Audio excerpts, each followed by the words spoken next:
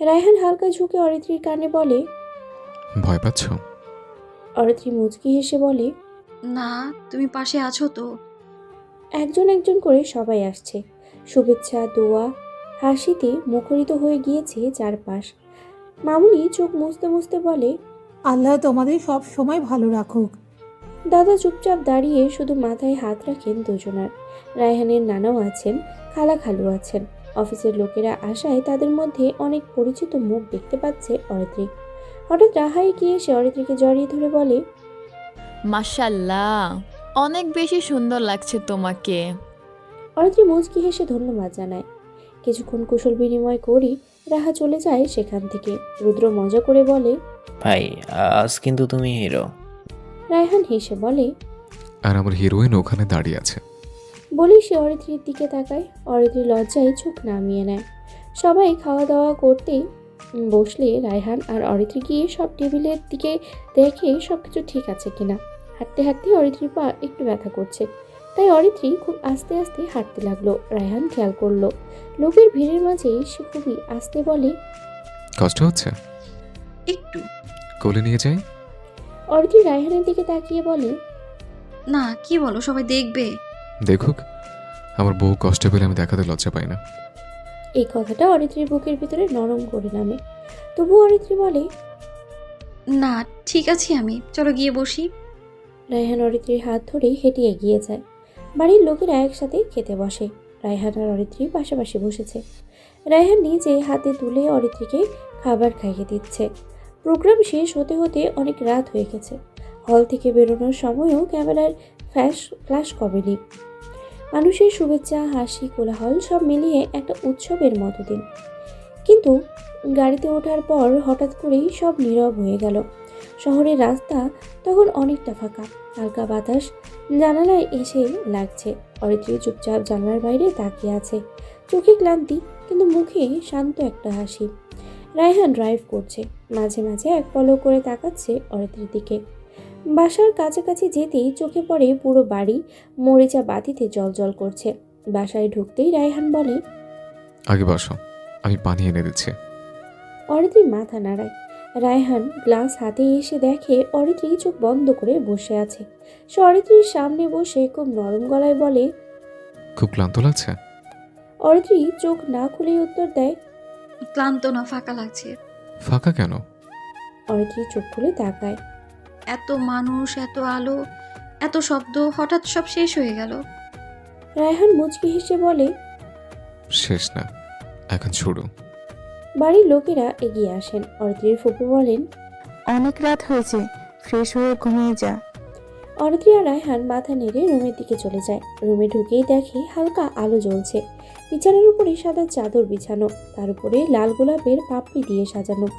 পুরো ঘর গোলাপের গন্ধে মুখরিত হয়ে আছে।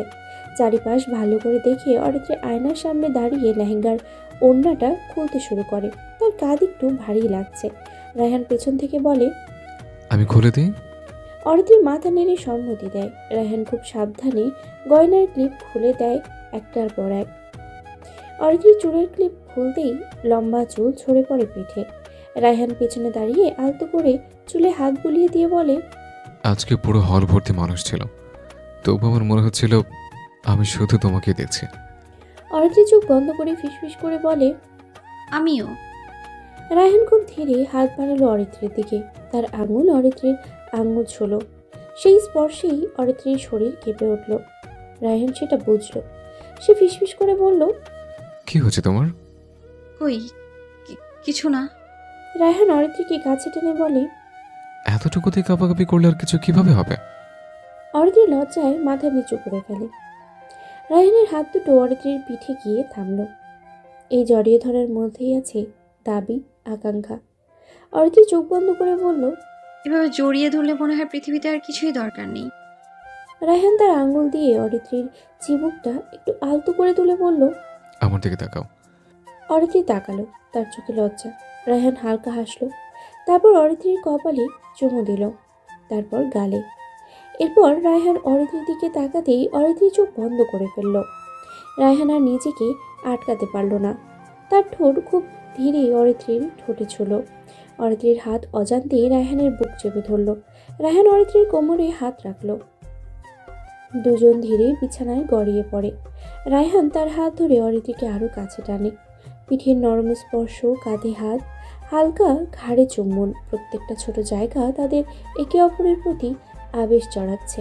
রায়হানের চোখে অরিত্রীর জন্য শুধু এক গভীর ভালোবাসা আছে, যার প্রতি স্পর্শের মধ্যেই বলা হচ্ছে, আমি তোমার জন্য এখানে আছি, শুধু তোমার। রাত জুড়েই তারা একে অপরকে বোঝে, ছুঁয়ে, হাসে। কখনো কখনো নিঃশ্বাসের দোলায় ঘুমের মতো শান্তি আসে, কখনো কখনো হালকা লাজ, হালকা উত্তেজনা, সব মিলিয়ে এক গভীর রোমাঞ্চের আবেশ। এভাবেই রাত পার হয়, প্রতিটি নিঃশ্বাস, প্রতিটা স্পর্শ, যেখানে দুই মানুষ একসাথে, ঘনিষ্ঠ, একে অপরের প্রতি আবদ্ধ, কিন্তু সব কিছু প্রকাশ্যে না দেখিয়ে শুধু অনুভূতিতে, হৃদয়ে স্পর্শে ঘেরা। সকালে অরিত্রীর চোখ খুলল খুব ধীরে। কিছুক্ষণ সে নড়ল না। ঘুমানোর পর প্রথম কয়েক সেকেন্ড মানুষ বুঝতে পারে না সে এখন কোথায়, কিভাবে এখানে এলো। তারপর হঠাৎ অরিত্রী একটা উষ্ণ স্পর্শ অনুভব করলো। কোমরের চারপাশে শক্ত করে জড়িয়ে আছে রায়হানের হাত, একেবারে নিজের করে ধরা। অরিত্রী হালকা করে নড়তেই রায়হান আরও কাছে টেনে নিল তাকে। ঘুমের মধ্যেই তার কপালে এসে ঠেকলো অরিত্রীর চুলে। অরিত্রীর ঠোঁটে অজান দিয়ে একটা হাসি ফুটে উঠল। সে আস্তে করে রায়হানের দিকে ঘুরে তাকালো। ঘুমন্ত অবস্থায় রায়হান একদম আলাদা লাগে। কঠিন মুখটা নরম হয়ে গেছে। অরিত্রী খুব সাবধানে হাত বাড়িয়ে রায়হানের বুকের উপরে রাখলো। রায়হানের হৃদস্পন্দন এখন শান্ত, গভীর। অরিত্রী মনে মনেই ভাবলো, এত শক্ত একজন মানুষ, কিন্তু ঘুমের মধ্যে আমার হাতটা আঁকড়ে ধরে আছে। হঠাৎ রায়হান চোখ খুলে বলল, সকালবেলা আমি শুধু তোমাকে আমার পাশে আছি কিনা সেটা নিশ্চিত করে। অরিত্রী চমকে উঠে হাসলো। তুমি জেগেছিলে? রায়হান কিছু বলল না, শুধু হালকা হেসে অরিত্রীর কপালে ঠোঁট ছোঁয়ালো। অরিত্রী একটু নড়ে চড়ে, অনেক বেলা হয়ে গেছে, ছাড়ো আমায়। কেন? নাস্তা খাবে না? রায়হান মাথা নাড়িয়ে, না, তোমাকে খাবো। রায়হান, ধ্যাৎ। বলে অরিত্রী ফ্রেশ হতে চলে গেল। ফ্রেশ হয়ে দুজনে একসাথে নিচে নামলো। রায়হান গিয়ে বসে গেল। অরিত্রী একটু দূরেই দাঁড়িয়ে আছে। অরিত্রীর ফুপু হাসি মুখে বললেন, এই যে বসো মা, সারা রাত জেগেছিলে নাকি? চোখ মুখ এত ফুলে গেছে। একথা শুনে অরিত্রীর কান লাল হয়ে গেল। সে নিচু গলায় বলল, না মানে ঘুম হয়েছিল। রায়হান কাশি দিয়ে গলা পরিষ্কার করলো। রুদ্র ঠোঁট কামড়ে হাসি আটকানোর চেষ্টা করছে। অরিমা একটু এগিয়ে এসে, আহ ফুপু। ফুপু চুপ করে গেলেন। সবাই বসে গেল টেবিলে। রায়হান টেবিলের একপাশে বসে কফিতে চুমুক দিচ্ছে। বারবার রায়হানের চোখ চলে যাচ্ছে অরিত্রীর দিকে, আবার নিজেকে সামলিয়ে নিচ্ছে। বউকে কিভাবে তাকিয়ে তাকিয়ে দেখা, এটা যেমন ভালোবাসা তেমনই এক ধরনের সংকোচ। অরিত্রী হঠাৎ টের পেল রায়হান তাকিয়ে আছে। অরিত্রী চামচ নাড়াতে নাড়াতে বলল, কি? রায়হান হালকা হেসে মাথা নেড়ে বলল, কিছু না, তুমি কেমন আছো দেখছিলাম। অরিত্রী খুব আস্তে বলল, ভালো। এভাবেই খুনসুটির মধ্যে দিয়েই সারাদিন কেটে যায়। বিকেলের দিকে ড্রয়িং রুমে সবাই বসে আছে। রায়হানের দাদা আর নানা গল্প করছেন। মামুনি চায়ের কাপ এগিয়ে দিচ্ছেন। অনিমা, সীমান্ত আর রুদ্র আস্তে আস্তে গল্প করছে। রায়হান বেশ কিছুক্ষণ চুপ করে বসে আছে। তার ভিতরে একটা কথা ঘুরছে অনেকক্ষণ ধরে। আজ না বললে হয়তো আর বলা হবে না। হঠাৎ সে বলল, দাদা, একটা কথা বলবো? সবাই একসাথে তাকালো রায়হানের দিকে। রায়হানের গলায় সেই পরিচিত দৃঢ়তা নেই আজ। আজ সে শুধু একজন স্বামী। আমরা মানে আমি আর অরিত্রী, আমি চাই ওকে নিয়ে কিছুদিন বাইরে যেতে। রায়হানের খালা প্রথমে হালকা হেসে বললেন, হানিমুন? এই একটা শব্দে অরিত্রীর মুখ লাল হয়ে গেল। রায়হান একটু কাশি দিয়ে বলল, হ্যাঁ ঠিক তাই। দাদা চুপ করে কয়েক সেকেন্ড তাকিয়ে রইলেন, তারপরে ধীরে বললেন। রায়হান অরিত্রীর দিকে তাকালো। সে মাথা নিচু করে বসে আছে, কিন্তু তার ঠোঁটের কোণে খুব হালকা একটা হাসি। এই হাসিটাই রায়হানের বুকের ভিতরে সব দ্বিধা ভেঙে দেয়। রায়হানের নানান ধীরে বললেন। রায়হান শান্ত বলে উত্তর দিল, মালদ্বীপ। নামটা শোনার পর অরিত্রীর চোখে অজান্তেই আলো জ্বলে উঠল। অনিমা খুশিতে বলে উঠল, ওয়াও, দারুণ। দাদা কিছুক্ষণ চুপ থেকে বললেন। এই কথাটা অরিত্রীর বুক ছুঁয়ে গেল গভীরভাবে। সেই রাতে আর অরিত্রীর ঘুম আসছে না। রায়হান বুঝতে পেরে অরিত্রীকে কাছে টেনে নিল। এরপর অরিত্রীর চুলে হাত বুলাতে লাগলো। এই স্পর্শে কখন যে অরিত্রী ঘুমিয়ে গেল টেরই পেল না। পরে 2 দিন কেটে গেল অদ্ভুত এক ব্যস্ততায়। লাগেজ বের করা, কাপড় বাছাই করা, পাসপোর্ট চেক করা।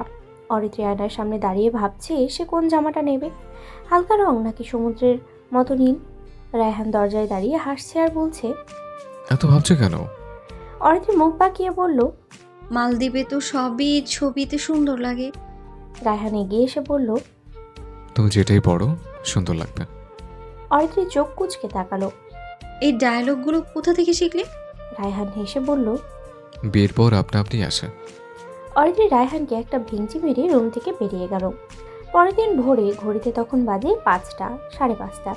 বাড়ির ভেতরে অদ্ভুত এক ব্যস্ততা, অথচ শব্দ নেই। কেউ জোরে কথা বলছে না, কেউ হাসছে না, সবাই যেন জানে আজকের দিনটা আলাদা।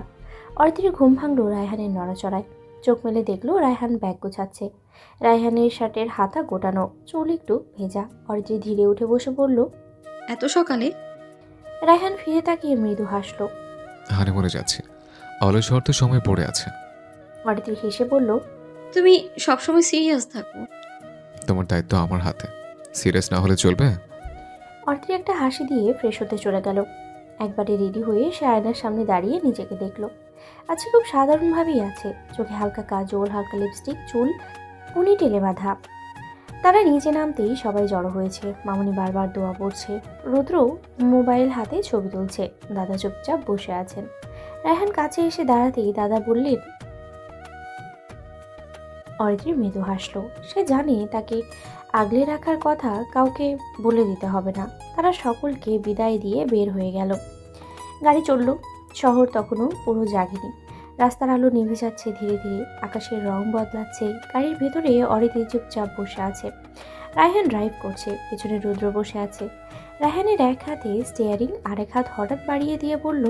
হাত দাও। অরিত্রী অবাক হয়ে তাকালো। এখন? হ্যাঁ। অরিত্রী রুদ্রর দিকে এক পলক তাকিয়ে রায়হানের হাতে হাত রাখলো। রায়হান অরিত্রীর হাতের আঙ্গুলগুলো শুধু জড়িয়ে রাখলো। কিছুক্ষণের মধ্যেই তারা এয়ারপোর্টে পৌঁছে গেল। রায়হান আর অরিত্রী এয়ারপোর্টে ঢুকে গেল। রুদ্র গাড়ি নিয়ে বাড়ির দিকে রওনা হলো। এয়ারপোর্টে পৌঁছে সবকিছু খুব দ্রুতই ঘটল। চেক ইন, ইমিগ্রেশন, লঞ্চ, চারপাশে মানুষের হাসি, ব্যস্ততা। কিন্তু অরিত্রীর মনে হচ্ছে সে একাই ভিড়ের মাঝেও। হঠাৎ রায়হান তার দিকে তাকিয়ে বলল। ভয় পাচ্ছ? অরিত্রী একটু থেমে বলল। না, ঠিক ভয় না, একটু অচেনা লাগছে। রায়হান চেয়ারটা অরিত্রীর আরও কাছে টেনে নিল। এই অচেনাটাকেই তো আমরা একসাথে চেনা বানাতে যাচ্ছি।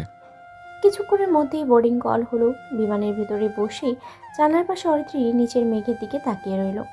বিমান যখন ধীরে আকাশে উঠছে, তার হাত শক্ত করে রায়হানের হাত আঁকড়ে ধরল।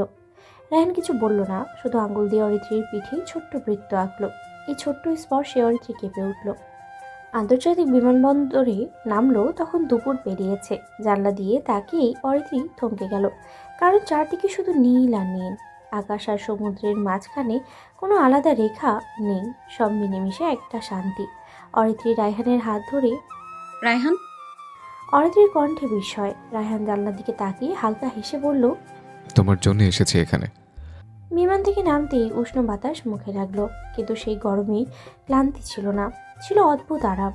এয়ারপোর্টটা ছোট কিন্তু পরিষ্কার, মানুষ কম, হইচই নেই।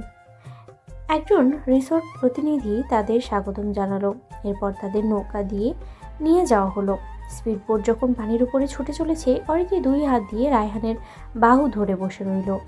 ঢেউয়ের ছিটা এসে তার মুখে লাগছে। অরিত্রী হেসে উঠছে শিশুর মতো। আমি বিশ্বাস করতে পারছি না, এটা সত্যি। রায়হান তার দিকে তাকিয়ে বলল। আমার জীবনের সবচেয়ে বড় সত্যিটা তুমি। কিছুক্ষণ পর নৌকা থামলো কাঠের জেটের সামনে। 2 পাশে স্বচ্ছ পানি, নিচে তাকাতেই দেখা যায় রঙিন মাছ। অরিত্রীর নিঃশ্বাস আটকে গেল। রিসোর্টের ভিলাগুলো পানির উপরে। কাঠের পথ ধরে হাঁটতে হাঁটতেই অরিত্রীর মনে হচ্ছে সে কোনো স্বপ্নের ভেতরে ঢুকে পড়েছে। রুমে ঢুকতেই বড় কাচের জানালা, পর্দা সরালেই সামনে সমুদ্র। বিছানার পাশে সাদা ফুল ছড়ানো, টেবিলে ছোট্ট note, welcome to your forever. অরিত্রীর বুকটা কেঁপে উঠল। সে চুপচাপ দাঁড়িয়ে রইল। রায়হান পেছন থেকে এসে বলল। ভালো লাগেনি? অরিত্রী ঘুরে তাকিয়ে হঠাৎ রায়হানকে জড়িয়ে ধরল। অনেক অনেক বেশি। রায়হান কিছু বলল না, শুধু অরিত্রীর কপালে ঠোঁট ছুঁয়ে দিল। দুজনেই ফ্রেশ হয়ে বিকেলের দিকে বেরিয়ে এলো। সূর্য ডুবছে ধীরে, আকাশ কমলা থেকে বেগুনি হচ্ছে। অরিত্রী হঠাৎ থেমে বলল, রায়হান, আমরা কি সারা জীবন এভাবে থাকতে পারবো? কিভাবে? একসাথে হাঁটতে হাঁটতে কথা না বলেও সব বুঝে নিতে হয়। রায়হান একটু থেমে বলল। চেষ্টা করব। অরিত্রী তার দিকে তাকিয়ে বলল, শুধু চেষ্টা না, কথা দাও। রায়হান অরিত্রীর কপালে কপাল ছুঁয়ে বলল। কথা দিলাম। রাতে তাদের ডিনারের ব্যবস্থা করা হলো সমুদ্রের পাশে। মোমবাতির আলো, হালকা বাতাস, ঢেউয়ের শব্দ, এর মাঝে আছে তারা, শুধু তারাই দুইজন। খাওয়ার ফাঁকে অরিত্রী হঠাৎই বলল। জানো, আজ আমি অনেক হালকা অনুভব করছি। রায়হান অরিত্রীর দিকে তাকিয়ে হেসে বলে। তোমার সুখের জন্যই তো আমার সব আয়োজন। রাত গভীর হলে তারা ভিলায় ফিরে এলো। দরজা বন্ধ হতেই নীরবতা নামলো, কিন্তু সে নীরবতা ভারী নয়, বরং ভালোবাসায় ভরা। অরিত্রী বারান্দায় দাঁড়িয়ে সমুদ্রের দিকে তাকিয়ে আছে। চাঁদের আলো পানিতে পড়ছে। রায়হান এসে অরিত্রীর পেছনে দাঁড়িয়ে হাত রাখলো তার কোমরে। অরিত্রী চোখ বন্ধ করে বলল। তুমি এইভাবে থাকলে আমার ভয় কমে যায়। আমি সবসময় এভাবেই থাকবো। অরিত্রী ধীরে ঘুরে রায়হানের বুকে মাথা রাখলো। রায়হান তোর চুলে আঙুল বলিয়ে দিল। একই ছন্দে ধুকপুক করছে দুটি হৃদস্পন্দন। রাত আরো গভীর হলে তারা বিছানায় এলো। আলো নিভে গেল, কিন্তু অন্ধকার ভয়ঙ্কর লাগলো না, কারণ তাদের হাতটা তখনও ধরা। অরিত্রী খুব আস্তে বলল। রায়হান, হুম? ভালোবাসি। অরিত্রী মাথা ঘুরিয়ে রায়হানের বুকে মুখ লুকানো। রায়হান তাকে আরো কাছে টেনে নিল। এই কাছে টানার কোনো উত্তেজনা তারা নেই, শুধু আছে আশ্রয়। রাতটা ধীরেই গড়িয়ে যাচ্ছে। সমুদ্রের শব্দ জানলার বাইরে লেগেই রয়েছে, আর বাইরে দুজন মানুষের অনবরত হৃদস্পন্দন বাজতে লাগলো। সকালে রায়হানের ঘুম ভাঙে পাখির ডাকে নয়, বরং সমুদ্রের ঢেউয়ের হালকা শব্দে। সে চোখ মেলে তাকিয়ে দেখে অরিত্রী এখনো ঘুমাচ্ছে। রায়হান কিছুক্ষণ চুপচাপ তাকিয়ে রইল অরিত্রীর দিকে। রায়হান ভাবে, এই মেয়েটাই যার হাত ধরে সে জীবনে এতটা পথ পেরিয়েছে। সে আস্তে করে উঠে বারান্দায় চলে যায়। পায়ের নিচে গাছের মেঝে, নিচে স্বচ্ছ নীল পানি, ছোট মাছের দল ঘুরে বেড়াচ্ছে। হঠাৎ পেছন থেকে অরিত্রীর ঘুমু ঘুমু গলা ভেসে আসে। তুমি চুপচাপ পালিয়ে গেলে। রায়হান ঘুরে তাকিয়ে বলে। ঘুম ভাঙলো কিভাবে? তুমি পাশে না থাকলে আমার ঘুম ভাঙে। অরিত্রীর কথা শুনে রায়হান হেসে বলে। এই কথাগুলো তুমি কোথায় শিখেছো? বিয়ের পর নিজে নিজেই শেখা যায়। এরপর দুজনেই হেসে দেয়। আজ তাদের প্ল্যান করা দিনের ঘোরাঘুরিতে কোথায় যাবে। রিসোর্ট থেকে ছোট্ট স্পিড বোট করে আইল্যান্ড হপিংয়ে যাবে। ব্রেকফাস্ট শেষে তারা প্রস্তুত হয়। রায়হান সাদা শার্ট পরেছে, শার্টের হাতা কনুই পর্যন্ত ভাঁজ করা, চোখে সানগ্লাস। অরিত্রী সাদা ফ্লোরাল ড্রেস পরেছে, চুলগুলো খোলা, চোখে সানগ্লাস। রায়হান অনেকক্ষণ যাবৎ তাকিয়ে আছে অরিত্রীর দিকে। সে একবার বলেই ফেলল। আজ তোমাকে দেখলে নিজেকে সামলানো মুশকিল হয়ে যাচ্ছে। অরিত্রী নরম স্বরে বলে। এখন বেসামাল হয়েও লাভ নেই জাহাপনা। অরিত্রীর কথায় রায়হান হেসে দেয়। বোটের ওঠার সময় ঢেউ এসে হালকা ছিটা দেয়। অরিত্রী চমকে রায়হানের হাত ধরে ফেলে। এরপরে বলে। এই বোটটা পড়ে যাবে না তো? আমি থাকলে কিছু পড়বে না। বোট চলতে শুরু করে। চারপাশে শুধু নীল আর নীল, আকাশ নীল, পানি নীল, দূরে দ্বীপে সবুজ রেখা। অরিত্রী শিশুর মতো হাত ছড়িয়ে বাতাস অনুভব করে। সে জোরেই বলে। রায়হান, মনে হচ্ছে উড়ছি। রায়হান কিছু বলে না, শুধু অরিত্রীর এই বাচ্চামিগুলো ক্যামেরাবন্দি করতে থাকে। তারা প্রথম দ্বীপে নেমেই তারা হাঁটতে থাকে। নিচে সাদা বালু। অরিত্রী জুতা খুলে দৌড় দেয়। অরিত্রী বলে। এই বালুটা তুলোর মতো। রায়হান পেছন থেকে হাঁটে। সে দেখে তার বউ হাসছে নিশ্চিন্তে, যেই হাসির জন্য সে এত যুদ্ধ করেছে। রায়হান অরিত্রীর জুতা হাতে নিয়ে অরিত্রীর পেছন পেছন এগিয়ে চলে। এরপর তারা যায় স্নরকেলিং করতে। অরিত্রী প্রথমে ভয় পাচ্ছিল। আমি ডুবে যাব না তো? রায়হান অরিত্রীর চোখে চোখ রেখে বলে। আমি তোমার হাত ছাড়বো না। জলের ভিতরে তারা একসাথেই নামে। নিচে রঙিন মাছ। অরিত্রী অবাক হয়ে ইশারায় বলে। উফ আল্লাহ। রায়হান শুধু হাসে। সে অরিত্রীর হাত ধরে রাখে পুরো সময়। পানি থেকে উঠে অরিত্রী হাঁপাতে হাঁপাতে বলে। এটা আমার জীবনের সেরা অভিজ্ঞতা। রায়হান আসতেই বলে। আর আমার জীবনের সেরা অভিজ্ঞতা তুমি। দুপুরে তারা বিচ রেস্টুরেন্টে লাঞ্চ করে। সেখানে খোলা ছাউনি, পায়ের নিচে বালু, সেখানে হালকা মিউজিক বাজছে। অরিত্রী খেতে খেতেই বলে। জানো, আগে আমি ভাবতাম সুখ মানে বড় কিছু। আর এখন কি ভাবো? এখন মনে হয় একসাথে খেতে বসা সুখ। রায়হান অরিত্রীর হাত টেবিলের উপরে ধরেই রাখে। এই হাতটা আমি কখনো ছাড়বো না। বিকেলে তারা সানসেট ক্রুজে ওঠে। ডেকের উপরে দাঁড়ায় দুজন। সূর্য ধীরে ধীরে পানির ভিতরে ডুবে যাচ্ছে। আকাশ কমলা গোলাপি বেগুনি আকার ধারণ করছে। অরিত্রী হঠাৎ খুব চুপচাপ। রায়হান এটা খেয়াল করে বলে, কি ভাবছো? ভাবছি যদি সময় এখানে থেমে যেত। রায়হান অরিত্রীর কাঁধে হাত রাখে। কিছুক্ষণের মধ্যেই সূর্য ডুবে যায়। আকাশে তারা ওঠে। রাতের মালদ্বীপ একেবারেই আলাদা, খুবই শান্ত। ফিরে এসে তারা আবার বিচে হাঁটে। দুজনেই খালি পায়। ঢেউ এসে পায়ে ছুঁয়ে যায়। রাতের শেষে তারা রুমে ফেরে। রুম তখন আলো আধারিতেই ভরা। সমুদ্রের শব্দ ভেতরে ঢুকছে। দুজন পাশাপাশি বসে জানলার দিকে তাকিয়ে থাকে। রায়হান বলে, আজ দিনটা কেমন ছিল? অরিত্রী মৃদু হাসে। আজ আমি আবার তোমার প্রেমে পড়েছি।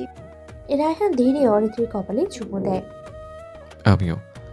পরের দিন সমুদ্র যেন ইচ্ছে করেই নরম হয়ে আছে। ঢেউয়ের শব্দটা আজ আর ডাক দিচ্ছে না, বরং জড়িয়ে ধরে আছে। অরিত্রীর ঘুম ভাঙে দেরিতে। সে চোখ মেলতেই প্রথমে যেটা দেখে, রায়হান তাকিয়ে আছে একদম চুপচাপ।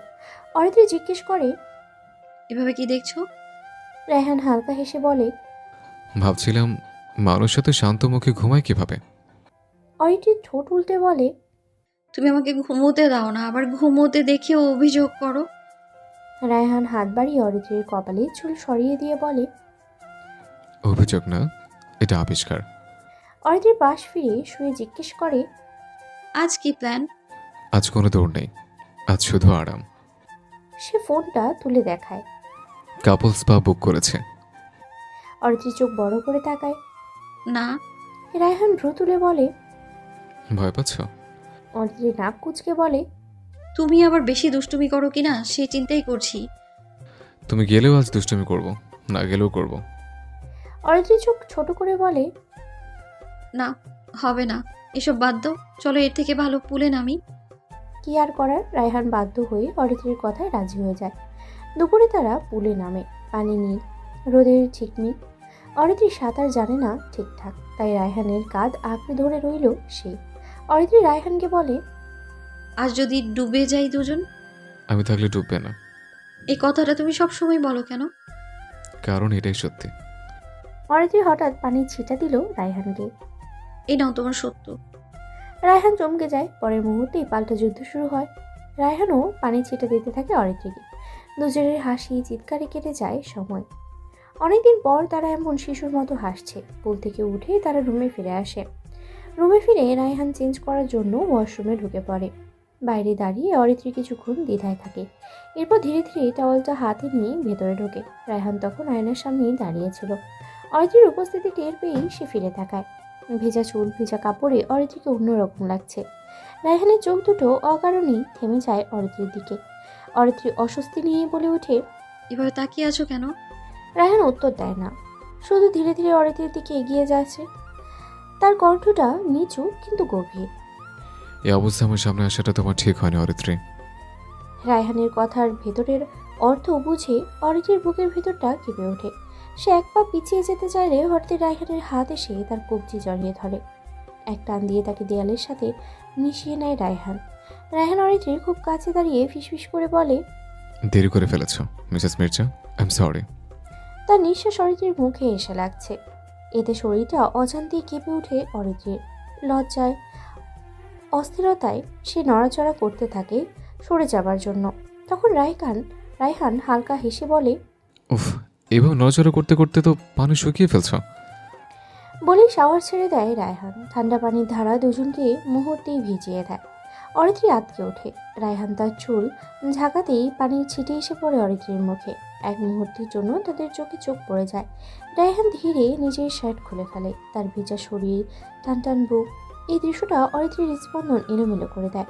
সে লজ্জায় চোখ বন্ধ করে ফেলে। রায়হান অরিত্রীর আরও কাছে এসে নরম গলায় বলে, চোখ বন্ধ করলে কেন? তুমি কি বেসামাল হয়ে যাচ্ছ? অরিত্রীর কাঁপা কণ্ঠে বলে, রায়হান। রায়হান অরিত্রীর ঘাড়ে আলতো করে হাত রেখে বলে, আই হোপ এরকম ভাবে তোমাকে আরো বেশি আকর্ষণীয় লাগবে। তারপর ধীরে, খুব ধীরে অরিত্রীর ঠোঁটে নিজের ঠোঁট মিশিয়ে দেয় রায়হান। মুহূর্তেই রায়হানের হাত চলে যায় অরিত্রীর জামার বোতামে। দুজনের হৃদয়ে শব্দ যেন আরো স্পষ্ট হয়ে ওঠে। অরিত্রী বারান্দায় বসে সূর্যাস্ত দেখছে। রায়হান পিছন থেকে এসে অরিত্রীর কাঁধে চাদর জড়িয়ে দিয়ে বলে। ঠান্ডা লাগবে। অরিত্রী গাল ফুলিয়ে বলে। 3 ঘন্টা আমাকে পানির মধ্যে ভিজিয়ে এখন তোমার মনে হলো ঠান্ডা লাগবে? রায়হান অরিত্রীর পাশে বসে বলে। তখন তো আমার আদর খেয়েছ, তাই তখন ঠান্ডা লাগার সুযোগ ছিল না। অরিত্রীর মুখ ভেঙচি কেটে বলে। আসছে বিদ্যাসাগর। অরিত্রীর কথা শুনে রায়হান হেসে ফেলে। এরপর অরিত্রীকে বুকের সাথে জড়িয়ে নেয়। অরিত্রীর অভিমান মুহূর্তেই মিলিয়ে যায়। এরপর বলে। তুমি সব সময় কেন আগলে রাখো? কারণ এটা আমার দায়িত্ব। অরিত্রী বলে। জানো আমি কখনো ভাবিনি আমার জীবন এমন হবে। খারাপ না ভালো? অসম্ভব সুন্দর, কারণ তুমি আছো। রায়হান গভীর নিঃশ্বাস ফেলে অরিত্রীর কপালে একটা ভালোবাসার পরশ এঁকে দেয়। আজকেও রাতে ডিনার হয় সমুদ্রের ধারে। খেতে খেতে অরিত্রী বলে। আমাদের দেশে ফিরে গেলে কি সব আবার আগের মতো ব্যস্ত হয়ে যাবে? রায়হান একটু ভেবে বলে। হয়তো হবে, কিন্তু আমি একটা জিনিস বদলাবো। কি? প্রতিদিন অন্তত 2 ঘন্টা শুধু তোমার জন্য রাখবো। অরিত্রী চোখ নামিয়ে ফেলে। রাত গভীর হলে তারা রুমে ফেরে। আলো কম, শুধু টেবিল ল্যাম্প জ্বলছে। অরিত্রী বিছানার ধারে বসে আছে। রায়হান অরিত্রীর সামনে বসে তার হাত ধরে বলে। জানো, জীবনের এক যুদ্ধে জিতেছে, কিন্তু সবচেয়ে বড় জয় তুমি। অরিত্রী চোখে পানি নিয়ে হেসেই ফেলে। তোমার কথা শুনলে কান্না আর হাসি একসাথে আসে কেন? কারণ আমি সত্যি বলি। এরপর রায়হান ধীরে অরিত্রীর কপালে ঠোঁট ছোঁয়ায়, তারপর চোখে, তারপর কপালে। বাইরে সমুদ্রে ঢেউ তোলে, আর ভেতরে দুটি মানুষ নিজেদের মধ্যে আরো গভীরভাবে জড়িয়ে পড়ে।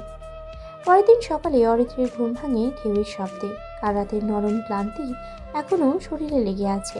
পাশ ফিরে দেখে রায়হান নেই। সে একটু ঘাবড়েই যায়। তারপরে বারান্দায় তাকাতে দেখে রায়হান দাঁড়িয়ে আছে, তার হাতে কফির মগ। অরিত্রী ধীরে হেঁটে গিয়ে রায়হানের পাশে দাঁড়ায়। এত সকালে উঠে পড়েছো? এখানে শেষ সকাল বলেই। অরিত্রী কিছু বলে না। সেই শব্দটা কেমন ভারী লাগে তার কাছে। কিছুক্ষণ চুপচাপ দাঁড়িয়ে থাকে দুইজন। হালকা বাতাসে অরিত্রীর চুল উড়ে আসে রায়হানের মুখে।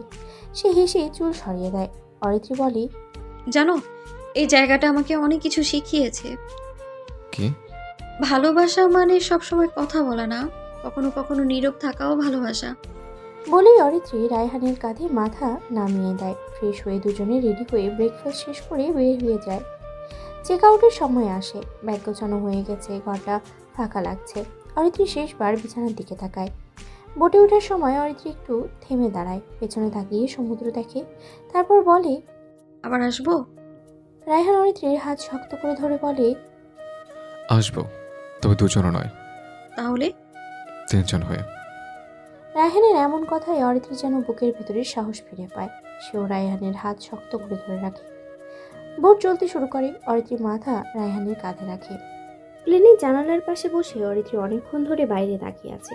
নিচে শুধু মেঘ, সাদা নরম, অথচ দূরে মালদ্বীপ ধীরে ধীরে আড়াল হয়ে গেছে অনেক আগেই। কিন্তু তার বুকের ভেতরে এখনো লবণাক্ত বাতাসের গন্ধ আটকে আছে। রায়হান পাশেই বসে আছে। আজ সে খুব চুপচাপ। এই চুপচাপটা অরিত্রী চিনে গেছে। এই নীরবতা মানে সে অনেক কিছুই ভাবছে। অরিত্রী ধীরে হাত বাড়িয়ে রায়হানের আঙুলে নিজের আঙুল জড়িয়ে ধরে। রায়হান চমকে তাকায়। কি হলো? অরিত্রী মৃদু হেসে রায়হানের কাঁধে মাথা রাখে। ঢাকা এয়ারপোর্ট প্লেন ল্যান্ড করার সময় অরিত্রীর বুক কেঁপে ওঠে। এই শহরটা তার চেনা। এই আলো, এই গন্ধ, এই কোলাহল সবই পরিচিত। ইমিগ্রেশন লাইন, মানুষের ভিড়, কথার শব্দে হঠাৎ অরিত্রীর একটু দম আটকে আসে। রায়হান সেটা খেয়াল করে। সে অরিত্রীর পিঠে হাত রেখে ফিসফিস করে বলে। আমি আছি। এই দুই শব্দে অরিত্রী নিজেকে আবার শক্ত করে নেয়। লাগে যাতে বের হতেই দূর থেকে পরিচিত কণ্ঠ ভেসে আসে। ভাবি, রুদ্র দাঁড়িয়ে আছে। গাড়িতে ওঠার সময় অরিত্রী জানলা দিয়ে বাইরে তাকায়। ঢাকার রাত, হলুদ আলো, ট্রাফিক, হর্ন সব মিলিয়ে বিশৃঙ্খল, তবু এটা নিজের দেশ। গাড়ির ভিতরে কেউ খুব বেশি কথা বলে না। বাসায় ঢুকতেই মামুনির কণ্ঠ। আলহামদুলিল্লাহ, বাসায় ফিরেছো? অবশেষে বাকিরাও এগিয়ে আসে। রুমে ঢুকেই রায়হান লাগেজ রেখে বলে। ক্লান্ত লাগছে? একটু। শুয়ে পড়ো। অরিত্রী ফ্রেশ হয়ে বিছানায় বসে পড়ে। সে এক মুহূর্ত চুপ থেকে বলে। এখানে এসে কেমন যেন লাগছে, কেমন? যেন দায়িত্ব আবার কাঁধে এসে বসলো। রায়হান অরিত্রীর পাশে বসে বলে। দায়িত্ব খারাপ না, যদি দুজন মিলে নেওয়া যায়। অরিত্রী মাথা নাড়ায়। রায়হান অরিত্রীর কপালে ঠোঁট ছোঁয়ায়। রাতে ঘুম আসছে না কারোরই। বাইরে দূরের গাড়ির শব্দ, ভেতরে নিস্তব্ধতা। রায়হান অরিত্রীকে নিজের অনেক কাছে নিয়ে এসে বলে। তোমার বদভ্যাস হয়ে গেছে। অরিত্রী অবাক হয়ে জিজ্ঞেস করলো, কোন অভ্যাস? রায়হান শয়তানি হাসি দিয়ে বলে। এই যে আমার আদর না পেলে তোমার ঘুম আসে না। অরিত্রী ভ্রু কুঁচকে গেল। রায়হান? রায়হান অরিত্রীর কপালে একটা চুমু দিয়ে জড়িয়ে ধরে শুয়ে থাকে। দিনগুলো ধীরে ধীরে গড়াতে থাকে। সবাই যার যার সংসারে ফিরে গিয়েছে। বাড়িটা এখন অনেকটাই নিঃশব্দ। অরিত্রীও নিজেকে গুছিয়ে নিয়েছে। এখন সে নিজের সংসার নিয়ে ব্যস্ত। সকালের আলো জানলার পর্দা ভেদ করে ঘরের ভিতরে ঢুকছে ধীরে ধীরে। অরিত্রীর ঘুম ভাঙে খুব শান্তভাবে, যেমনভাবে কারোর জীবনে সুখ আসে শব্দ না করি। সে ঘড়ির দিকে তাকিয়ে দেখে 7:30 বাজে। রায়হান তখনও ঘুমাচ্ছে। অরিত্রী কিছুক্ষণ চুপচাপ তাকিয়ে থাকে তার দিকে। একটু পরে অরিত্রী খুব সাবধানে বিছানা ছেড়ে উঠে পড়ে। রায়হান যেন না জেগে যায় সেই চিন্তায়, কারণ সে জানে রায়হান জেগে গেলে তাকে আর রান্নাঘরে যেতে দেবে না। কিন্তু আজ সে নিজেই নাস্তা বানাতে চায়, নিজের সংসার, নিজের সব কিছু। ফ্রেশ হয়ে রান্নাঘরে ঢুকে চুলটা হালকা করে বেঁধে নেয় অরিত্রী। মুহূর্তেই চুলার আগুন জ্বলে ওঠে, ডিম ভাঙার শব্দ হয়। এদিকে কেতলির চায়ের পানি বসানো। হঠাৎ পেছন থেকে পরিচিত কণ্ঠ ভেসে আসে। তুমি আবার আমার ঘুম ভেঙে পালিয়ে এলে? অরিত্রী চমকে ঘুরে তাকায়। রায়হান দরজায় দাঁড়িয়ে আছে, চুলগুলো এলোমেলো, চোখে ঘুম, কিন্তু চোখে সেই চিরচেনা মায়া। অরিত্রী নরম গলায় বলে। তোমাকে জাগাতে চাইনি। রায়হান এগিয়ে এসে পেছন থেকে অরিত্রীকে জড়িয়ে ধরে বলে। তুমি পাশে না থাকলে ঘুম এমনিতেই ভেঙে যায়। অরিত্রী কিছু বলে না, শুধু রায়হানের হাতের উপরেই নিজের হাতটা রাখে। নাস্তা টেবিলে বসে দুজন মুখোমুখি হয়ে চুপচাপ খাচ্ছে। হঠাৎ অরিত্রী খেয়াল করে রায়হান বারবার তার দিকে তাকাচ্ছে। কি? রায়হান হেসে ফেলে। কিছু না, ভাবছিলাম তুমি কখন আমার জীবনের এত অভ্যাস হয়ে গেলে। অরিত্রী চোখ নামিয়ে নেয়। লাজুক এক মুহূর্তে টেবিলের মাঝখানে পড়ে থাকে। দিনগুলো আর আগের মতো নেই। রায়হান অফিসে ব্যস্ত হয়ে পড়েছে, মিটিং, কল, ফাইল নিয়ে। অরিত্রী ঘর গোছায়, আলমারিতে কাপড় সাজায়, ফুলদানিতে নতুন ফুল রাখে। এসব কাজ খুব সাধারণ, কিন্তু তার কাছে এগুলো ভালোবাসার দায়িত্ব। রায়হান এখন বিকেলের মধ্যেই বাসায় ফিরে আসে। রায়হান ফিরেই বলে। চলো ছাদে যাই। ছাদে হালকা বাতাস, আকাশে লালচে রোদ। দুজন পাশাপাশি বসে গল্প করে। কখনো চা খায়, আবার কখনো শপিংয়ে যায়, আবার রাতে খাওয়া দাওয়া শেষ করে রায়হান অরিত্রীকে নিয়ে হাঁটতে বের হয়। এভাবেই কেটে যাচ্ছিল তাদের দিন। কোনো বড় উৎসব নেই, কোনো নাটক নেই, শুধু আছে ভালোবাসা আর একরাশ অনুভূতি। কিন্তু তারা জানতো না এই শান্তি সময়ের পর সামনেই আবার অপেক্ষা করছে এক পরীক্ষা। সেদিন রাতে ঘরের আলো নেভানো, শুধু বেডসাইড ল্যাম্পটা চলছে। অরিত্রী বিছানার একপাশে বসে আছে, তার হাতে ফোন, কিন্তু স্ক্রিনে কিছুই দেখছে না। তার মাথার ভিতরে শুধু একটা তারিখই ঘুরছে, 15 তারিখ। রায়হান ওয়াশরুম থেকে বের হয়ে দেখে অরিত্রীকে আজ একটু আলাদা লাগছে। সে আজ খুব চুপচাপ। রায়হান অরিত্রীর কাছে এসে বসে জিজ্ঞেস করে। কি ভাবছো? অরিত্রী কিছুক্ষণ চুপ করে থাকে, তারপর ধীরেই বলে। ভয় লাগছে। রায়হান অরিত্রীর হাতটা ধরে বলে। তুমি জানো ভয় পেলে তুমি কি করো? অরিত্রী তাকায় রায়হানের দিকে। রায়হান আবার বলতে শুরু করে। আমার হাত শক্ত করে ধরো। অরিত্রী অবাক হয়ে তাকায় তার দিকে। তুমি কবে বুঝলে এটা? রায়হান হালকা হাসে। অরিত্রীর চোখ ভিজে ওঠে। অরিত্রী বলে। যদি কিছু ভালো না হয়? রায়হান তার কপাল ছুঁয়ে দেয়। তাহলে আমরা একসাথেই থাকবো, ফলাফলের জন্য না, বরং একে অপরের জন্য। অরিত্রী ধীরে মাথা রাখে রায়হানের বুকে। রায়হানের হার্টবিট স্পষ্ট শোনা যাচ্ছে। এই শব্দটাই অরিত্রীকে সাহস দেয়। পরের দিন সকাল থেকেই রায়হান ব্যস্ত। অফিসের কাজ আগেভাগেই গুছিয়ে ফেলেছে। মেইল, ডেলিগেশন, মিটিং, ট্রান্সফার সহ যাবতীয় সব কাজ। সে চায় এই কয়েকদিন পুরোপুরি অরিত্রীর পাশে থাকতে। দুপুরে তারা চলে যায় মামুনির বাসায়। বাসায় যেতেই অরিত্রী জড়িয়ে ধরে মামুনিকে। রাতে খাওয়ার পর সবাই বসে গল্প করে, কিন্তু অরিত্রীর মন কোথাও নেই। রায়হান বারবার টেবিলের নিচে অরিত্রীর আঙুল ছুঁয়ে দেয়। সে রাতেও ঘুম আসে না কারণে। অরিত্রী পাশ ফিরে শুয়ে ফিসফিস করে বলে। রায়হান, যদি কাল আমি ভেঙে পড়ি? তাহলে আমি তোমাকে ভাঙতে দেব না। কিভাবে? আমার শক্তি দিয়ে। অরিত্রী হাসে, কিন্তু তার চোখের কোণে পানি। এই মানুষটার উপরে সে পুরো জীবনটাই তুলে দিতে পারে। পরের দিন তারা রওনা হয় সিঙ্গাপুরের উদ্দেশ্যে। ফ্লাইট ল্যান্ড করার পরেই শহরের আলো চোখে পড়ে। এই শহরটার সঙ্গে তাদের স্মৃতি জড়িয়ে আছে। হোটেলে ফিরে সেদিন তারা বিশ্রাম নেয়, কিন্তু অরিত্রীর শরীর ঠিক নেই। সে খেতে চায় না। রায়হান প্লেট হাতে এগিয়ে নিয়ে আসে। একটু খাও। অরিত্রী মাথা নাড়ে। রায়হান নিজ হাতে খাবার তুলে দেয়। আমার জন্য। অরিত্রী খায় একটু জোর করে। রাতে অরিত্রী চুপচাপ জানলার পাশে দাঁড়িয়ে থাকে। রায়হান কাছে গিয়ে পেছন থেকে অরিত্রীকে জড়িয়ে ধরে বলে, যেটা হবে ভালোই হবে, এত চিন্তা করো না। অরিত্রী শুধু মাথা নামিয়ে দেয় রায়হানের বুকে। পরের দিন সকালে খুব তাড়াতাড়ি ঘুম থেকে উঠে পড়ে তারা। ফ্রেশ হয়ে ব্রেকফাস্ট শেষ করে চলে যায় মেডিকেলে। মেডিকেলের করিডোর ঠান্ডা। অরিত্রীর হাত কাঁপছে। রায়হান শক্ত করে তাকে ধরে আছে। তুমি ভয় পাচ্ছ কেন? অরিত্রী জবাব দেয় না, শুধু রায়হানের আঙ্গুল আর শক্ত করে চেপে ধরে। একটু পরে অরিত্রীর টেস্ট শেষ হয়। অপেক্ষার সময়টা সবচেয়ে দীর্ঘ। অরিত্রীর চোখে আতঙ্ক, রায়হানের চোখে স্থিরতা। বেশ খানিকক্ষণ পরে তাদের ডাক্তার ডাকেন। ভেতরে ঢোকার সময় অরিত্রী থেমে যায়। রায়হান ফিসফিস করে বলে, দেখো, হাত ছাড়ছি না। ডক্টর সব রিপোর্ট উল্টে পাল্টে দেখে শান্ত গলায় বলেন। রিপোর্ট ভালো। এক মুহূর্তেই সব শব্দ থেমে যায়। এরপর অরিত্রীর দিকে তাকিয়ে বলে, তুমি এখন অনেক স্টেবল, চাইলে প্রেগন্যান্সির জন্য ট্রাই করতে পারো। অরিত্রীর চোখ ভরে যায়। রায়হান অরিত্রীর দিকে তাকিয়ে একটা হাসি দিয়ে অরিত্রীর হাত শক্ত করে ধরে। মেডিকেল থেকে বের হয়ে অরিত্রী হঠাৎ রায়হানকে জড়িয়ে ধরে। রায়হান অরিত্রীর কপালে চুমু দেয়। এই চুমুতে ছিল ভয় ঝয়ের স্বাদ। একদিন পর তারা দেশে ফেরে। ফ্লাইটের জানলা দিয়ে ঢাকা দেখা যায়। অরিত্রী ফিসফিস করে বলে, বাড়ি। রায়হান বলে, হ্যাঁ, আমাদের বাড়ি। এবার ভবিষ্যৎটা আর অন্ধকার না। সব প্রশ্নের উত্তর তারা জানে না, কিন্তু তারা জানে একসাথে থাকলে সব সহজ হয়। কিছু যাত্রা গন্তব্য বদলায় না, শুধু মানুষ বদলায়। এই যাত্রা বদলে দিয়েছে অরিত্রীকে আর আরও দৃঢ় করেছে রায়হানকে। তাদের ভবিষ্যৎ সামনে দাঁড়িয়ে আছে, আর তাদের হাত এখনও একসাথে। সকালের আলো জানার ফাঁক বলে ঘরে ঢুকছে। নরম শান্ত আলো। অরিত্রীর ঘুম ভাঙে খুব ধীরে। চোখ খুলে সে বুঝতে পারে আজ মনটা আলাদা। মনে আজ ভয়ের ভার নেই।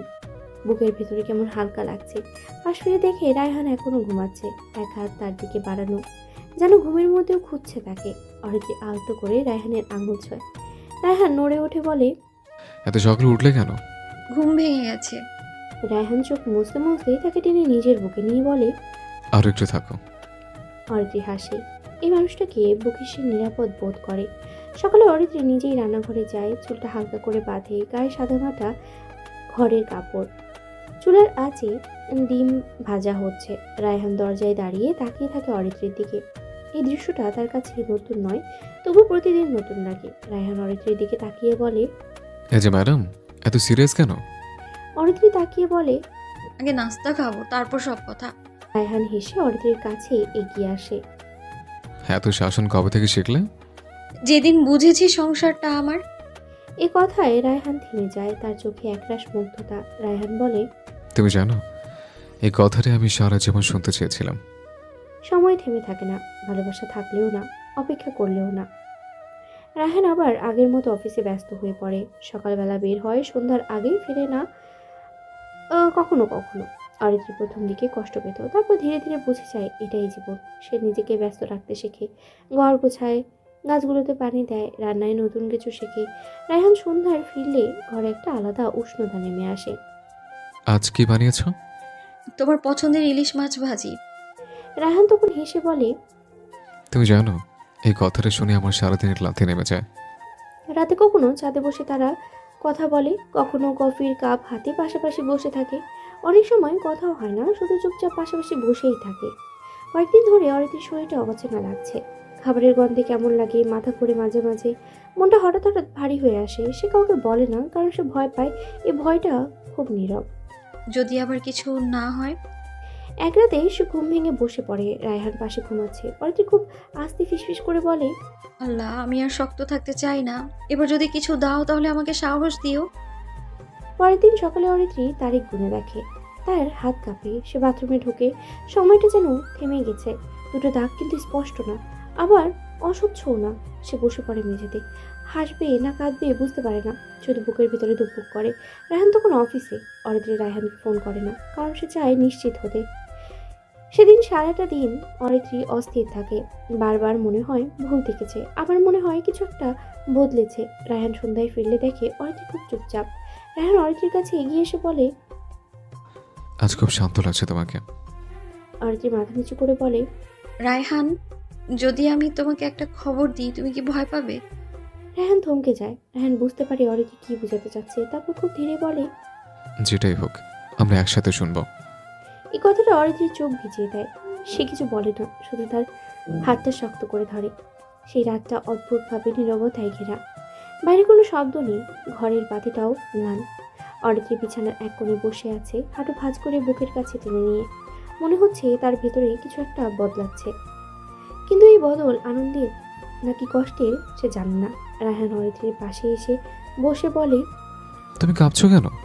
অরিত্রী হালকা মাথা নাড়লো। জানি না, মনে হচ্ছে কিছু হারাবো আবার। রায়হান অরিত্রীর কপালে নিজের কপাল ছুঁয়ে রাখে, এরপর বলে, শোনো, জীবনের সবকিছু আমাদের নিয়ন্ত্রণে না, কিন্তু এক জিনিস নিশ্চিত যে তুমি আর একা নাও। এই কথাটা অরিত্রীর বুকের ভেতরে গেঁথে যায়। সে চোখ বন্ধ করে রাখে। পরের দিন হাসপাতালের করিডোরে বসে আছে তারা। চারপাশে মানুষের ভিড়, কেউ হাসছে, কেউ চিন্তিত। অরিত্রীর হাত বরফের মতো ঠান্ডা। রায়হান তার হাত শক্ত করে ধরে আছে।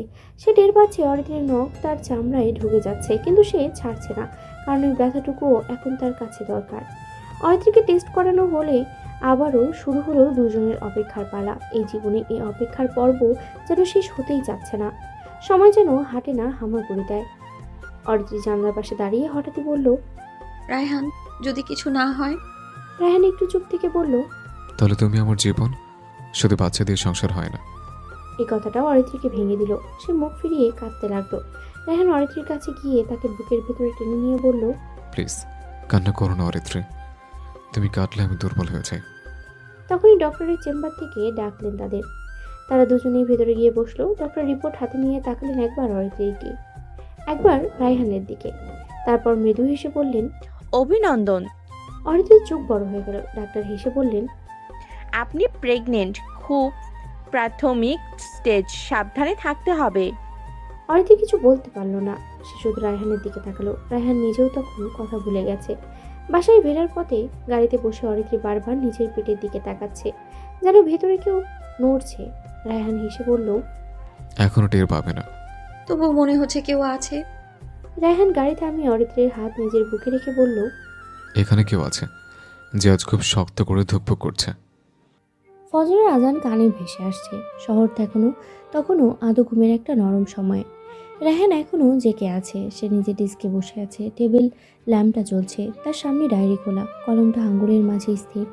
অনেকক্ষণ ধরে লিখছে না, শুধু তাকিয়ে আছে ডায়েরির দিকে। শব্দ নয়, বরং ভাবনাগুলোই ভিড় করে আছে তার মাথায়।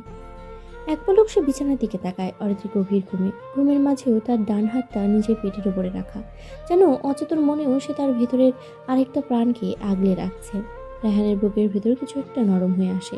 সে চুপচাপ উঠে দাঁড়ায়, পায়ের শব্দ না করে অরিত্রীর কাছে আসে। কতবার যে এইভাবে এসেছে তার নিজেরও হিসাব নেই। রায়হান আলতো করে অরিত্রীর কপালে একটা চুমু দেয়, তারপর একটু থেমে খুব সাবধানে অরিত্রীর পেটের উপরেও একটা চুমু দেয়। এরপর অরিত্রীর হাতটা ধরে নিজের বুকের উপরে রাখে সে। এই বুকটাই যেখানে 8 মাস ধরে ভয়, দুশ্চিন্তা, প্রার্থনা আর ভালোবাসা জমে আছে। রায়হানের মনে পড়ে যায় সেদিনের কথা, টেস্ট করে ফেরার দিন। অরিত্রীর চোখে তখন ভয়, কিন্তু মুখে জোর করে হাসি। বারবার জিজ্ঞেস করছিল, সব ঠিক থাকবে তো? আমি পারবো তো? ও ঠিক থাকবে তো রায়হান? আর রায়হান, সে তখনও জানতো না একজন পুরুষ কিভাবে নিজের ভেতরে এমন ভয় লুকিয়ে রাখতে পারে। রায়হান অরিত্রীর হাতের উপরে চুমু দেয়, তারপর নিজের গালের সাথে মিশিয়ে রাখে সেই হাত। এই ঘরটাই সাক্ষী সবকিছু। গত 8 মাসে কতবার অরিত্রী অজ্ঞান হয়েছে, কত রাত সে যন্ত্রণায় কুঁকড়ে গেছে, কতবার খেতে পেলেও কিছু খেতে পারেনি। এসবের কোনো লিখিত হিসাব নেই, কিন্তু রায়হানের চোখে একটাও মুহূর্ত মুছে যায়নি। এই 8 মাসে রায়হান অরিত্রীকে 1 মিনিটের জন্য একা রাখেনি। এই কারণেই সে মামুনি, অনিমা আর সীমান্তকে এনে রেখেছে এই বাড়িতে। এই কারণেই দাদাকে দেশে ফিরিয়ে এনেছে ব্যবসার দায়িত্ব নিতে। কারণ সে জানে শারীরিক কষ্টের চেয়েও বড় কষ্ট হলো একা হয়ে যাওয়া। অরিত্রী যখন ক্লান্ত শরীরে এসে রায়হানকে জড়িয়ে ধরতো, রায়হান তখন তাকে খুব শুধু জড়িয়ে রাখেনি, সে অরিত্রীকে বিশ্বাস দিয়েছে, সাহসও দিয়েছে। অরিত্রী খেতে না পারলে রায়হান নিজেও প্লেট ছুঁয়ে দেখত না। অরিত্রীর ছোট ছোট আবদার কখনো অদ্ভুত কখনো অযৌক্তিক ছিল, কিন্তু রায়হান কোনোটাতেই ছোট করে দেখেনি। কারণ সে জানে এই মুড সুইং, এই কান্না, এই জেদ সব কিছুর পিছনে আছে এক মায়ের যুদ্ধ। রাতে অরিত্রী যখন ঘুমাতে পারতো না, রায়হান তখন তার মাথায় হাত বোলাতে বোলাতে জেগে থাকতো। কত রাত যে সে অরিত্রীর মুখের দিকে তাকিয়ে কাটিয়েছে অরিত্রী নিজেও জানে না। আজ ফজরের আলোয় দাঁড়িয়ে সে জানে এই 8 মাস শুধু অরিত্রীর না, এই 8 মাস তারও একটা জীবন আসছে। এটা তাদের জীবন। অরিত্রীর বায়নাগুলো ছিল অদ্ভুত। কখনো হঠাৎ ফুচকা, কখনো টক আম, কখনো আবার কিছুই না, বরং শুধু রায়হানের পাশে বসে থাকা। একদিন বিকেলে অরিত্রী খুব ম্লান গলায় বলেছিল, ফুচকা খেতে ইচ্ছে করছে। এ সময়ে রায়হান বাইরের অস্বাস্থ্যকর খাবার খাওয়াতে চায়নি, তাই সে কিছু না বলে উঠে গিয়েছিল নিজেই ফুচকা বানানোর জন্য। ঘণ্টাখানিক পর রান্নাঘর থেকে ঠুসঠাস শব্দ, ইউটিউবের আওয়াজ আর মাঝে মাঝে বিরক্ত গলায় নিজের সাথেই কথা বলা। এটা এত ঝামেলা কেন? এইসব ভেসে আসছিল। যখন ফুচকা বানানো শেষ হয় তখন তাকে দেখে মনে হচ্ছিল রায়হান নিজেই যেন একটা ময়দার প্যাকেট। তার চুল, গাল, জামা সব সাদা হয়ে আছে। অরিত্রী তাকিয়ে প্রথমে অবাক হয়ে যায়, তারপর সে হেসেই ওঠে। এই হাসিটা খুব খাঁটি, প্রাণ খোলা হাসি। রায়হান তখন ক্লান্ত শরীরে দাঁড়িয়ে শুধু তাকিয়েছিল এই হাসির দিকে। এই হাসির জন্যই সে সব করতে পারে। 4 মাস পেরোতেই অরিত্রীর শরীরটা ভেঙে পড়তে শুরু করে। খাবার মুখে তুলতেই বমি, দুর্বলতা, চোখের নিচে কালি। রায়হান তখন আর স্বাভাবিক থাকেনি। তখন বাসায় নার্স রাখা হলো, স্যালাইনের স্ট্যান্ড জানালার পাশে। রাতে জেগে রায়হান বসে থাকতো অরিত্রীর পাশে। অরিত্রী একদিন বিরক্ত হয়ে বলেছিল, তুমি শুধু শুধু এত টাকা খরচ কেন করছো? রায়হান হেসেই উত্তর দেয়, আমার টাকা পয়সা সব তো আমার পরিবারের জন্যই। এই টাকা যদি আমার স্ত্রী আর সন্তানের কাজে না লাগে, তাহলে ওই টাকা দিয়ে আমি কি করব বলো? এ কথার পর অরিত্রী আর কিছু বলতে পারেনি, শুধু চোখ বন্ধ করে রায়হানের হাতটা ধরে রেখেছিল। এক রাতে হঠাৎ অরিত্রী রায়হানকে ডাকলো। শোনো। রায়হান কাছে এসে বসতেই অরিত্রী তার হাত নিজের পেটে রাখলো। একটু পর খুব হালকা একটা নড়াচড়া হলো পেটের ভেতর থেকে। রায়হান অবাক হয়ে ধীরে ধীরে পেটের কাছে কান পেতে দিল। অরিত্রী হালকা হেসেই বলেছিল, তোমার অস্তিত্ব। অনেক রাত অরিত্রীর ঘুম আসতো না, পাশ ফিরে শুয়ে থাকতো। রায়হান তখন কিছু না বলে তার মাথায় হাত বুলিয়ে দিত। কখনো গল্প বলতো, কখনো শুধু পাশেই বসে থাকতো। এক রাতে অরিত্রী ফিসফিস করে বলেছিল, তুমি ঘুমাও না কেন? রায়হান উত্তর দেয়, তুমি জাগলে আমি ঘুমাতে পারি না। এ কথার ভিতরে কোনো নাটকীয়তা ছিল না, ছিল চরম বাস্তবতা আর ভালোবাসা। কখনো অরিত্রী রেগে যেত, কখনো কান্না করত, কখনো আবার হঠাৎই হাসতো।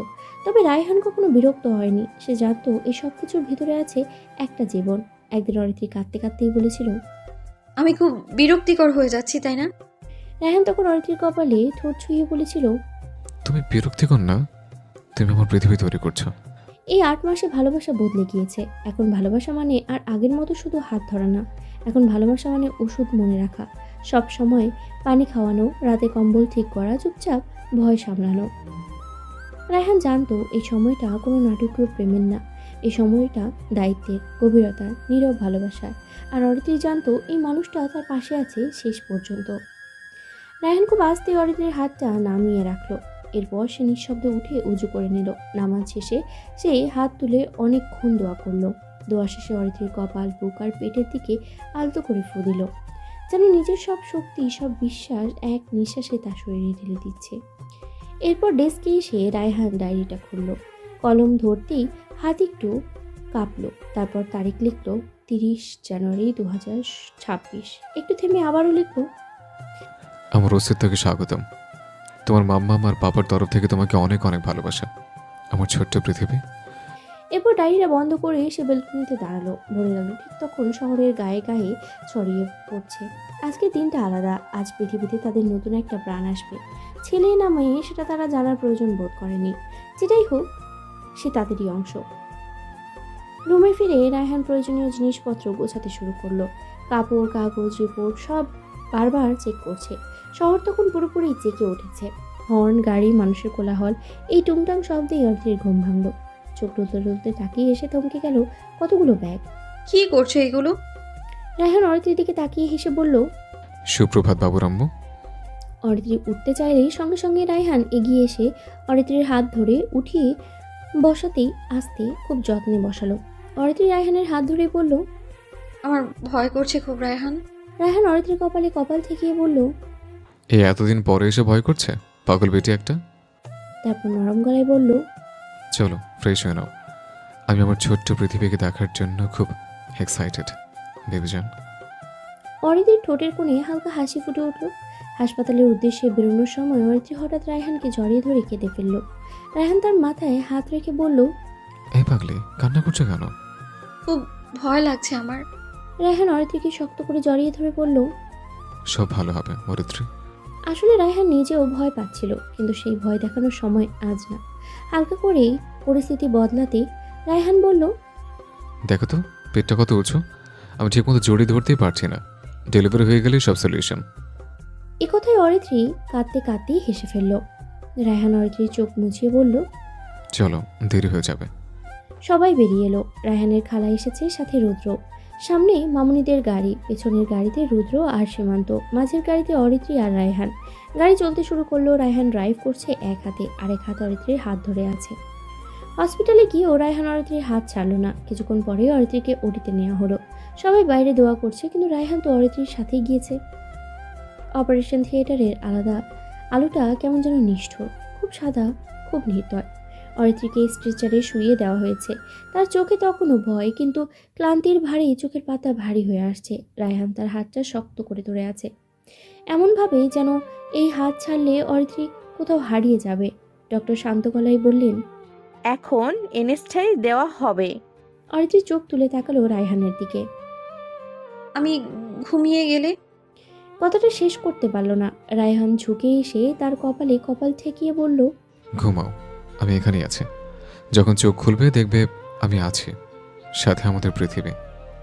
অরিত্রির চোখে পানি জমে উঠল। সে শুধু ফিসফিস করে বলল, হাতটা ছেড়ো না। কখনো না।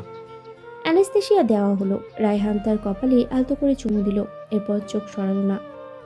ওটির ভিতরে এখন কেবল কাজের শব্দ, এখানে কথা কম, মনোযোগ বেশি। রায়হান পাশে দাঁড়িয়ে গ্লাভস পরা হাতে অরিত্রির আঙ্গুলগুলো জড়িয়ে ধরে আছে। পুরো সময়টা রায়হান অনুভব করলো একটা মেয়েদের স্বামীকে বাবা ডাক শোনানোর জন্য নিজের জীবন কিভাবে বাঁচিয়ে রাখতে পারে। রায়হান মনে মনেই বলল, তুমি আর আমাদের সন্তান সুস্থ থাকবে শুধু। এত কষ্ট আমি আর তোমাকে কখনোই দেব না অরিত্রী, কখনোই না। রায়হানের চোখ ভিজে উঠল মুহূর্তেই, কিন্তু ঘড়ির কাঁটা যেন নড়ছে না। হঠাৎ একটা ছোট্ট শব্দ, এরপর আরেকটা শব্দ হলো, দুইটা আলাদা কান্না। রায়হানের বুকের ভিতরটা কেঁপে উঠল। ডক্টর বললেন, congratulations your father of twins.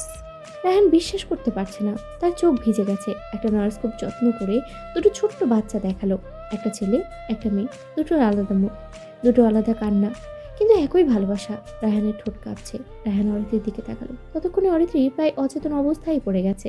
Raihan ফিসফিস করে বলল, অরিত্রী, তুমি জানো না তুমি আমাকে কি দিলে?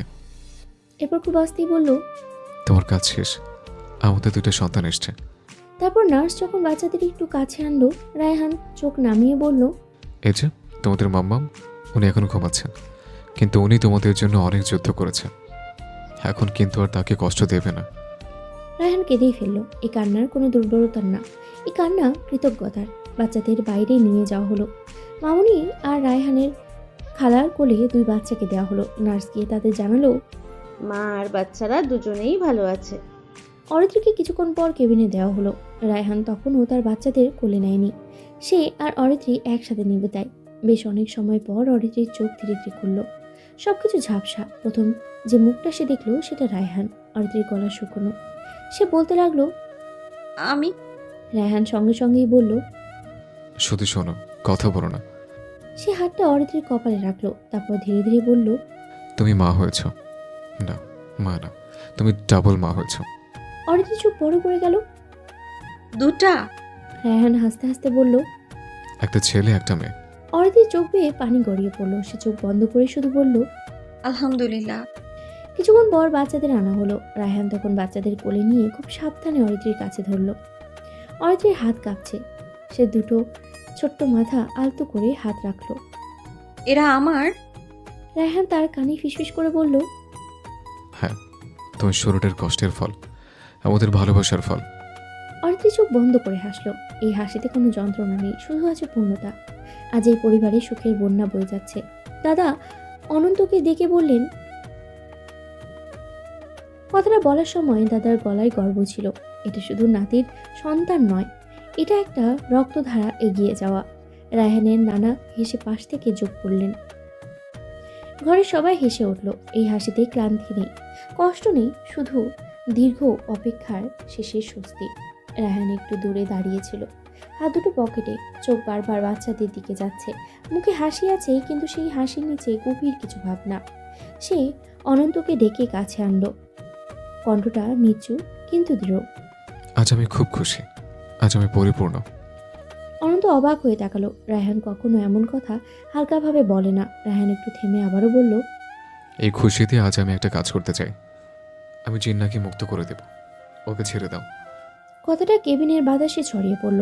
কেউ সঙ্গে সঙ্গে কিছু বলল না। দাদা ধীরে উঠে রায়হানের কাছে এলেন, তার কাঁধে হাত রেখে শান্ত গলায় জিজ্ঞেস করলেন।